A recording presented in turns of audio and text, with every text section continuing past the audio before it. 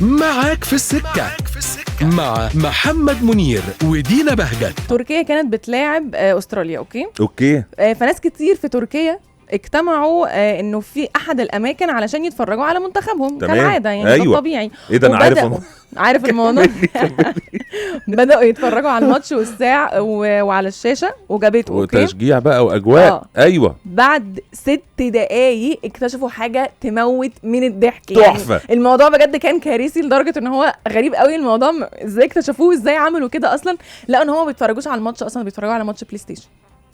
يا جماعة ما نتأكد يعني نتأكد ان الباقة يعني موجودة علشان نتفرج على البطولة. وازاي ما حدش خد باله؟ يعني الناس كلها قاعدة وبتتفرج واحنا يمكن كان بادئ بنفس التشكيل. لا ازاي طيب؟ يمكن بادئ بنفس التشكيل اللي المنتخب اللي بجد كان بيلعب بيه. لا وعدى 6 دقايق مش بضع ثواني مثلا او حاجات كده، لا هي 6 دقايق طلع بلاي ستيشن. تم الشوط الاول خلص.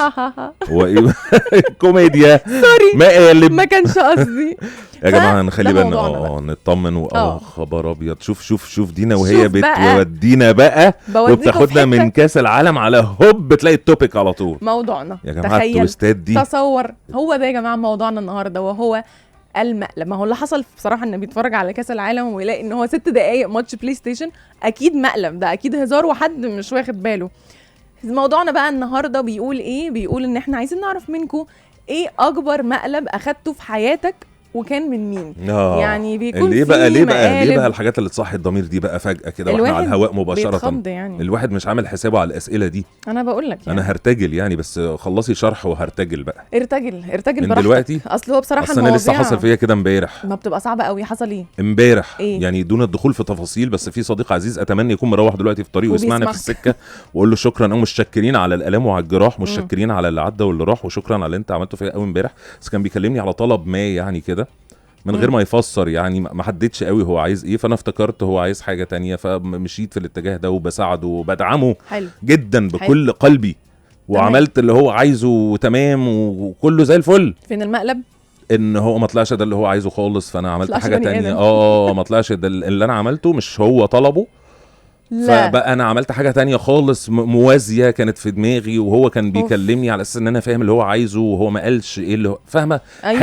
حتة كده. لا دي وحشة قوي. ففكرة ان هو مثلا حاجة شبه اللي انت عملتي حاجة والاوردر جه من بره ووصل وطلع لا مش لا والله مش انت فهمة؟ مش انت مش هينفع والله. فاهمة الحتة دي؟ لا عرفت بقى وحشة قوي قوي قوي. انت فكرتني بحاجة بس هي مالهاش علاقة، او ممكن يبقى مقلب عامة برضو. هو ما كانش مقلب. انا اللي ضايقني ان هو ما كانش مقلب فعلا. عارف اقول لك موقف بسيط جدا صغير. لما تكون قاعد في ريستورانت عادي والويتر يجي بنفس الاوردر بتاعك بالظبط، وتعدي كده بدماغك معايا بقى اللي هو وباصص لك. وماشي معاه من اول لما طلع من المطبخ لحد ما راح للترابيزه الثانيه اللي هو لا وهو باصص لك. مبتسم. ما انت لو جاي لي حطه ايوه مبتسم. ما تروحش الترابيزه الثانيه. لا بيعدي على الترابيزه الثانيه للاسف الشديد. الظلم ده. طب هات فرايز ولما الاوردر بتاعي يجي هديهولك. يعني ليه بتيجي ولا هو اتفضل واحدتين فرايز يقوم لافف الناحيه عوضك من الاوردر بتاعك، اديك فرايز بتاعه هو سخن، اديني من ده وهو سخن، وهديك من الفرايز بتاعه وهو سخن لما يجي. وفي مقالب برضو بتكون مقلب في شخص، مش شرط يكون المقلب في الشخص ده شخص يكون خانك، لا مش شرط يبقى حاجه فظيعه كده، لا عادي الموضوع بيبقى ابسط من كده. ممكن يكون مقلب في شخص ان انت حسيت ان هو ممكن الشخص ده يكون واقف جنبي في وقت زنقه انا محتاجه، اللي هو مثلا خدت مقلب في الشخص اللي هو اتخدعت في الشخص، وانا اللي كنت فاكرك اتاريك وانا اللي كنت فاكرك نينجا طلعت سيرك. اتفضل. ممكن اقول لكم مقلب تاني برضو. المقلب اللي هو عارف بيكون في مقلب كده الشغلانه، اللي هو بتكون في ناس رايحه لشغل وعامله حسابها ان هو ده الشغل اللي انا هكمل فيه وهو ده اللي انا هقدم فيه، والناس كلها قالت لي، وطلع في الاخر شغلانه يعني حاجه انت رايح تعمل كل حاجه وهم مدينك تايتل واحد بس. لا بس ثانيه واحده بس، جمله الناس كلها قالت لي دي هل معناها التحذير؟ علشان انا بني ادم عامل كده. انا ما بحبش من كده برضو. يعني انا اللي هو قال لي لا ما تروحيش، طب ما اجرب. لا او خلي بالك من الانسان ده علشان مثلا بيعض، طب لما يعضني هنشوف.